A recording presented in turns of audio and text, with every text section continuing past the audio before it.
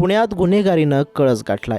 त्यातच पुण्यात कौटुंबिक वादातून हत्या केल्याचे प्रकारही सातत्यानं समोर येत आहेत. एवढंच नाही तर घरातील वाद विकोपाला जाऊन थेट एकमेकांचा जीव घेण्याच्या घटना उघडकीस आल्या आहेत. यातच आता दुहेरी हत्याकांडाने पुणे हादरलं आहे. कौटुंबिक वादातून पतीने पत्नी आणि मुलीचा खून केल्याची धक्कादायक माहिती समोर आली आहे. पुण्यातील कात्रज परिसरातून ही घटना समोर आली आहे. काल 16 मार्च रोजी पहाटे ही घटना घडली आहे. निर्घृण हत्या करणारा पती स्वतःच पोलीस ठाण्यात हजर झाल्याचं समजत आहे. श्वेता तळेवाले वय 40 आणि शिरोली तळेवाले वय 16 अशी खून झालेल्या 2 जणींची नावे आहेत. या प्रकरणी अजय तळेवाले वय 45 असे आरोपीचे नाव आहे. चाकूने वार करून आणि उशीने तोंड दाबून हत्या करण्यात आली आहे.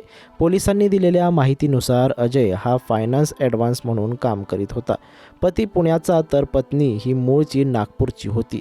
त्यासोबतच आर्थिक बाबींवरून दोघांमध्ये वाद होत होते. श्वेता यांचा घटस्फोट झाला होता. त्यानंतर श्वेताने अजयसोबत विवाह केला होता. श्वेताला पहिल्या पतीपासून मुलगी होती, तर अजय आणि श्वेताला एक मुलगा आहे. त्या दोघांमध्ये अनेक दिवसांपासून वादावादी सुरू होती. हे वाद कायम विकोपाला जात असत. ती सतत माहेरी निघून जाण्याची धमकी देत होती. हे सगळं पाहून याचा परिणाम मुलांवर होत होता. काल पहाटे घरात सगळे झोपले होते. त्यावेळी अजयने पत्नी श्वेताच्या अंगावर चाकूने सपासप वार केले. हे पाहून श्वेताला जाग आली. जाग आल्याचं पाहताच पतीने तिच्या हाताची नस कापली आणि तिच्या तोंडावर उशी कोंबली.